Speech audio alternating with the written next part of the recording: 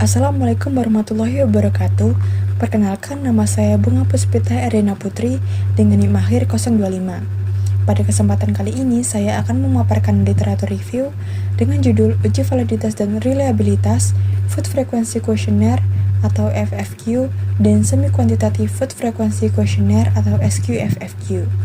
Penilaian konsumsi pangan sangat penting baik untuk mengetahui kecukupan gizi, status kesehatan, maupun sebagai dasar perumusan kebijakan intervensi. Metode yang sering digunakan adalah FFQ atau Food Frequency Questionnaire, yaitu instrumen untuk menilai frekuensi konsumsi makanan dalam jangka waktu tertentu, serta SQFFQ yang merupakan modifikasi dari FFQ dengan tambahan ukuran porsi. Tujuan dari review ini adalah untuk mengkaji validitas dan reliabilitas FFQ dan SQFFQ serta membandingkannya dengan metode lain, yaitu 24-hour food recall.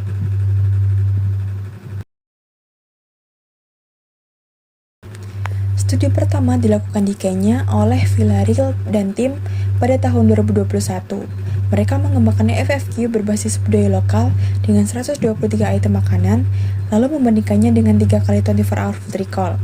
Hasilnya, FFQ ini cenderung mengoverestimasi energi, yaitu 12.543 kJ dibandingkan dengan 8.501 kJ dari 24-hour food recall. Meski begitu, terdapat korelasi signifikan untuk sebagian besar makronutrien dengan nilai korelasi antara 0,21 sampai 0,47.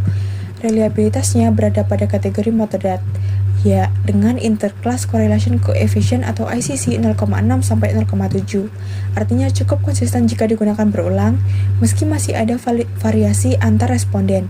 Secara keseluruhan, FFQ ini valid untuk menggambarkan pola makan jangka panjang, tetapi hasil energi perlu ditafsirkan secara hati-hati. Studi berikutnya dilakukan di Korea oleh Kim dan kawan-kawan pada tahun 2021. Mereka mengembangkan SQFFQ untuk perempuan migran multikultural dengan 41 item, lalu dibandingkan dengan 3-day diet record. Hasil validitas menunjukkan korelasi signifikan pada energi, karbohidrat, lemak, dan tiamin, dengan nilai R antara 0,512 sampai 0,599. Korelasi ini cukup baik juga ditemukan pada protein, riboflavin, niacin, dan folat. Namun, untuk vitamin A, vitamin C, kalsium, dan juga natrium, hasilnya tidak signifikan. Reliabilitasnya cukup tinggi, yaitu dengan nilai korelasi antara 0,453 hingga 0,885, yang berarti konsistensi baik hingga sangat baik. Dengan demikian, SQFFQ terbukti valid dan reliable untuk energi dan makronutrien, meskipun masih terbatas pada beberapa mikronutrien. Jika kita bandingkan, FFQ-nya memang valid untuk pola makan jangka panjang, tapi memiliki kecenderungan overestimasi energi dibandingkan dengan 24-hour food recall. SQFFQ Korea lebih akurat untuk energi dan makronutrien, meskipun masih lemah dalam menilai mikronutrien. Penelitian lain di Korea juga menemukan bahwa FFQ tidak sepenuhnya akurat untuk jumlah absolut, tetapi cukup efektif untuk digunakan sebagai klasifikasi pola konsumsi pangan berdasarkan kuartil, jika dibandingkan dengan 24-hour food recall.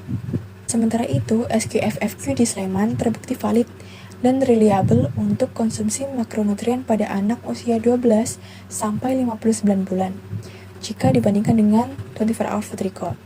Namun, penelitian merekomendasikan validasi lebih lanjut dengan metode gold standard seperti weight food record.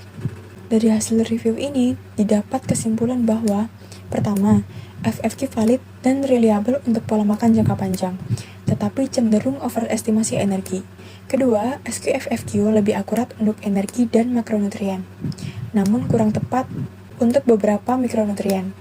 Ketiga, 24-hour food recall tetap menjadi metode penting karena detail menggambarkan konsumsi harian meskipun sangat bergantung pada ingatan responden.